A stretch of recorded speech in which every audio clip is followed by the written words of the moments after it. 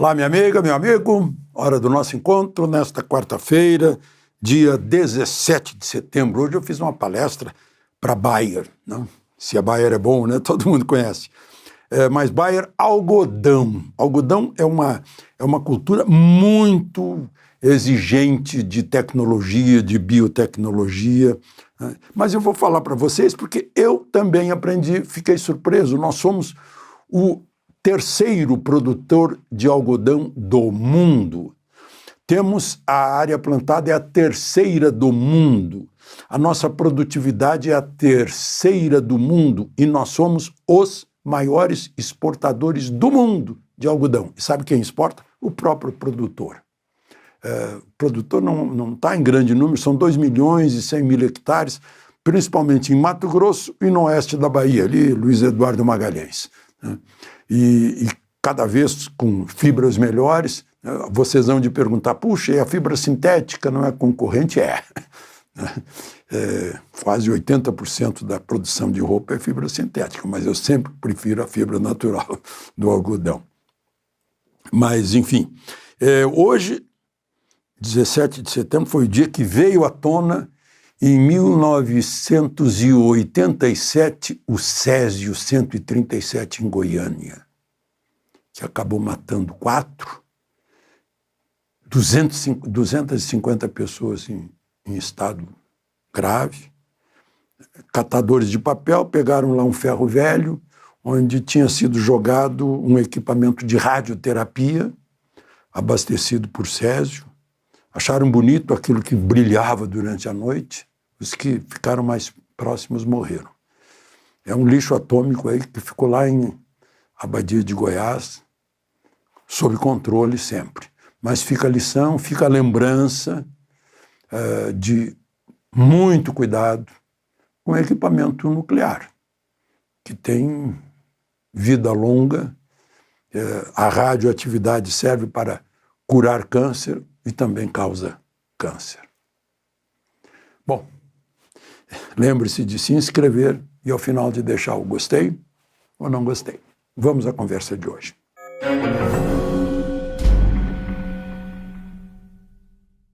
Lá na palestra de hoje me perguntaram sobre o futuro do país, futuro de Bolsonaro. Eu lembrei Pedro Malan, né, que aqui no Brasil até o passado é imprevisível e que eu não havia levado para a palestra minha bola de cristal. Nem bola de cristal consegue adivinhar o futuro do Brasil. Porque, na verdade, o futuro do Brasil está em nossas mãos, não é? Não dá para a gente entregar para os outros, nem para o Trump. Né? É a decisão nossa. Ano que vem a gente pode se manifestar pelo voto. Enquanto isso, a gente pode se manifestar mandando, como mandantes, nos nossos mandatários, né? Que são os senadores que representam os estados e os deputados federais que representam a população dos estados, assim como os vereadores, os deputados estaduais, né? Eles admitem, fazem leis, eles são o maior poder que existe, porque nos representam, porque nós passamos esse poder para eles. É por isso que eles têm poder, senão não teriam nenhum. Tem lá no Novo Testamento Jesus falando com, não sei se foi com autoridade romana, acho que foi com o Pôncio Pilatos. Né? Você não teria todo esse poder se não tivesse sido dado lá do alto. Né? Aqui, na terra, no Brasil, o poder do presidente da República, o poder dos deputados e senadores é o poder dado por nós. E tem gente que nem tem esse poder direto de nós, como é o Supremo, por exemplo.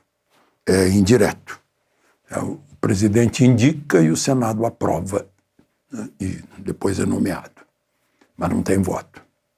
Portanto, não pode fazer leis. Né? Não pode, muito menos, modificar a Constituição. Por que eu estou dizendo tudo isso? Porque me perguntaram sobre o futuro e eu disse que o futuro está em nossas mãos.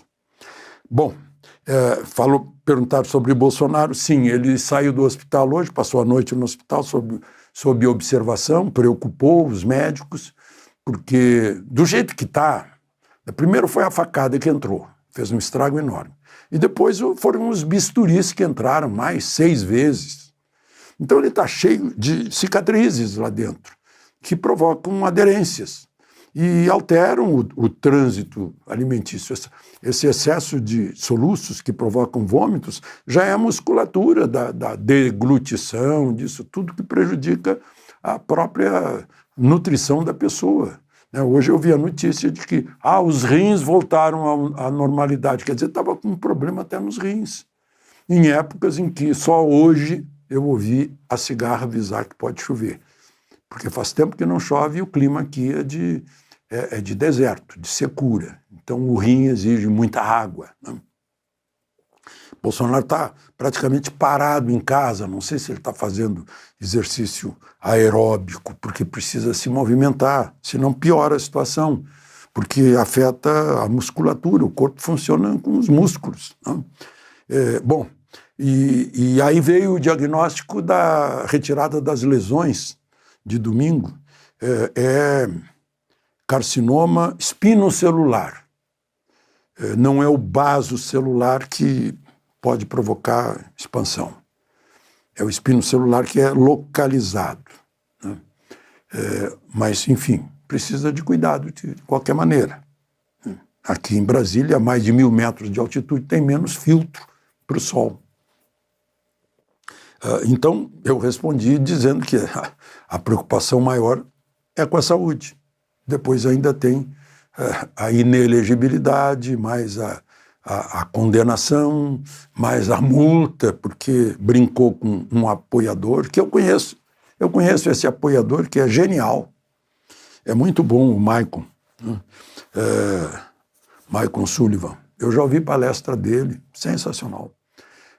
E ele está dizendo, olha, não me ofendeu em nada, né? Só que o Ministério Público viu aí mais uma chance de pegar Bolsonaro e o desembargador lá de Porto Alegre, relator também, né? Afinal, ele já trabalhou no governo Lula tanto tempo, já foi filiado ao PT, era a oportunidade. A gente está vendo hoje judiciário longe da isenção necessária, né?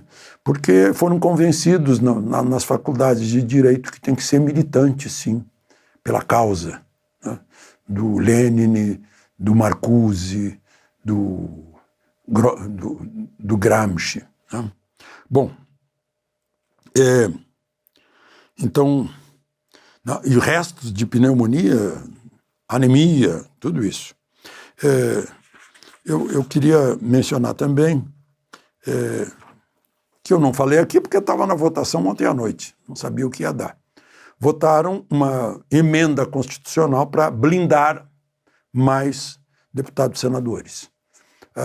Me marcou muito o score da primeira votação. 353 a 134. Isso é mais ou menos uma resposta ao Supremo de proteção às prerrogativas de deputados e senadores.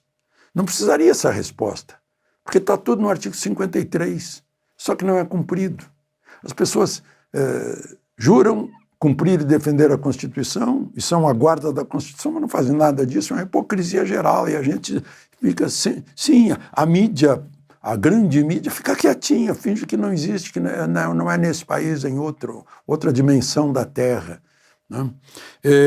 253, seriam necessários 308 apenas, 60%, com uma emenda constitucional. Escreveram na Constituição 3/5, só para o povo em geral não entender, né? Botaram fração, que é igualzinho a 60%, aí todo mundo entenderia, né? Incrível. Mas sobrou voto. E teve gente do PT, 12 do PT votaram pela blindagem, né? O que é essa blindagem? Presidente de partido mesmo sem mandato, é o caso de Edinho Silva, presidente do PT, é o caso do Valdemar da Costa Neto, presidente do PL, é o caso de Antônio Rueda, presidente desse partidão aí do centro. Eu acho que tem mais um aí, o Carlos Lupe do PDT, né? Eles não têm mandato, mas aí não vão para a primeira instância, vão por foro privilegiado do Supremo. Eu não sei qual é a vantagem disso, né? Porque aí não tem os recursos que tem se começasse na primeira instância. Mas, enfim, eles acham que é a resposta. Flagrante em crime inafiançável, né? está lá escrito no 53, vai para o plenário em 24 horas, mas já está escrito no 53. Né? Licença para processar é no voto secreto e maioria absoluta, ou seja, 41 senadores e 257 no Senado. Maioria absoluta significa metade mais um, e não metade dos presentes. Metade mais um da casa, né? Do número da casa. Mas está tudo isso no artigo 53. Deputados e senadores são invioláveis civil e penalmente por quaisquer palavras, já começa por aí. Né? Podem ser presos no caso de crime inafiançável em flagrante, né? Mas tem que submeter ao plenário. Eu não entendi, né? Mas enfim, vai para a Câmara. Aliás, eu ouvi o vice-presidente Geraldo Alckmin repetir Ulisses, né? Ulisses no dia da promulgação da Constituição. Traidor da Constituição é traidor da pátria. Eu fiquei, uau! Olha só, o vice-presidente da República dizendo isso. Está falando em corda em casa de enforcado, porque isso atinge os perjúrios que juraram ao assumir o seu cargo, defender, o presidente da República jurou defender, cumprir, guardar a Constituição. Só que a gente pega a Constituição e lê e vê que essas palavras de Ulisses soaram em vão, e mais agora as de Alckmin. Isso é rebeldia, então? Ele está dentro